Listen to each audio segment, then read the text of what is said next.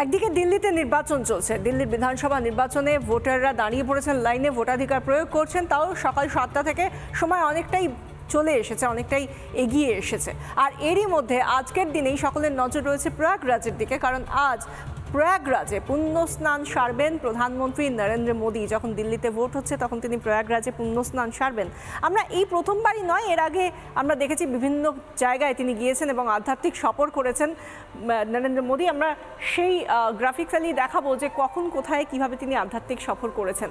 কন্যাকুমারীর Vivekananda rock মেমোরিয়ালে ধ্যান, সেই ছবি আমরা নিশ্চয়ই মনে রেখেছি।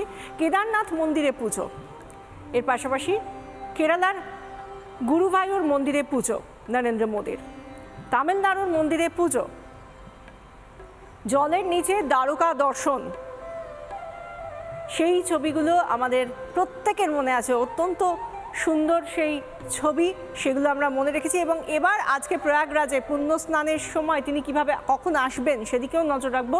আজকের সফরসূচিটা কি, কখন আসছেন প্রধানমন্ত্রী? সকাল 10টা নাগাদ বিমানে প্রয়াগরাজে পৌঁছবেন, অর্থাৎ আর মাত্র কিছুটা সময়, তারপরেই সেখানে নজর রাখবো আমরা এয়ারপোর্টের দিকে। এরপর হেলিকপ্টারে আরিয়াল ঘাটে যাবেন নরেন্দ্র মোদী। আরিয়াল ঘাট, অর্থাৎ সেখান থেকে বোটে সঙ্গমে পৌঁছবেন প্রধানমন্ত্রী। আরিয়াল ঘাটে যাবেন, তারপর বোটে নৌকো করে ত্রিবেণী সঙ্গমে পৌঁছবেন প্রধানমন্ত্রী মোদী। ত্রিবেণী সঙ্গমে স্নান করবেন, পুণ্য স্নান সারবেন প্রধানমন্ত্রী। আজকের যে কর্মসূচি, সেই সঙ্গে সাধু সন্তদের সঙ্গে কথাও বলতে পারেন তিনি। এরপর সেনাবাহিনীর বিমানে ফিরবেন, সেনাবাহিনীর কপ্টারে তিনি ফিরবেন বলে জানা যাচ্ছে। এবং এই যে জায়গা থেকে আমরা আজকে তার সফরসূচির দিকে নজর রাখলাম এবং সেই সঙ্গে কখন কোথায় তিনি যাচ্ছেন, কখন পুণ্য স্নান সারবেন। ইতিমধ্যেই আমরা জানি একটার পর একটা পুণ্য স্নানে আমরা বহু মানুষকে দেখেছি, যোগী আদিত্যনাথকে দেখেছি। আমরা সরাসরি একবার কথা বলবো এই নিয়ে। আমাদের সঙ্গে প্রয়াগরাজ থেকে রয়েছেন আমাদের প্রতিনিধি আনন্দমোহন ঝা। আনন্দমোহন, তুমি তো প্রত্যেক দিন কুম্ভে রয়েছো, মহাকুম্ভের বিভিন্ন ছবি তুলে ধরছো। আজকে আর যেখানে মাত্র কিছুটা সময় বাকি প্রধানমন্ত্রী আসার, কি ছবি দেখতে পাচ্ছ ত্রিবেণী সঙ্গমের আশপাশে? একেবারে বিশাখায় বলে দিই, 10টা নাগাদ তিনি প্রয়াগরাজ বিমানবন্দরে নামবেন প্রধানমন্ত্রী। সেখান থেকে তিনি একটি আখাড়ায় যাবেন এবং আখাড়ায় যাওয়ার পর 11টা নাগাদ তিনি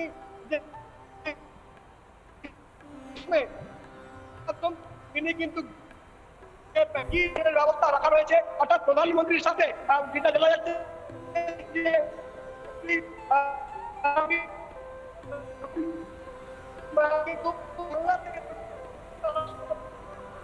এরকমই কিছু মানুষকে পেয়ে গেছে, কথা বলবো। দিদি, কোথা থেকে এসেছেন আপনি? হ্যাঁ, কেমন লাগছে? খুবই ভালো লাগছে, আর আশা করি সবাই আসুন, সবাই আনন্দ নিচ্ছেন। কুম্ভ মেলা আমাদের সত্যি খুব ভালো লাগছে। বলছি যে প্রধানমন্ত্রী আসছে, এটা কি উপরি পাওনা আজকে যারা এখানে আসছে? আমাদের একদম আচানক আমাদের উপরি পাওনা যে আমরা ওনাকে এখানে এসে দেখতে পাবো বা দেখতে পেলাম, আমাদের এটা খুব ভালো লাগছে। একেবারে দেখতে পাচ্ছ যে মানুষের মধ্যে কি বলবেন দিদি, আজকে প্রধানমন্ত্রী আসছেন এখানে? আমরা তো ভাবিনি, এসে খুব ভালো লাগছে, দেখেছি ওনাকে যেন দেখতে পাই, এসছি এখন বলতে পারছি না। আসছেন, কিছুর মধ্যে আসবে। ঠিক আছে, ভালো লাগছে, কুম্ভ মেলায় এসছি। আদার স্নান হয়ে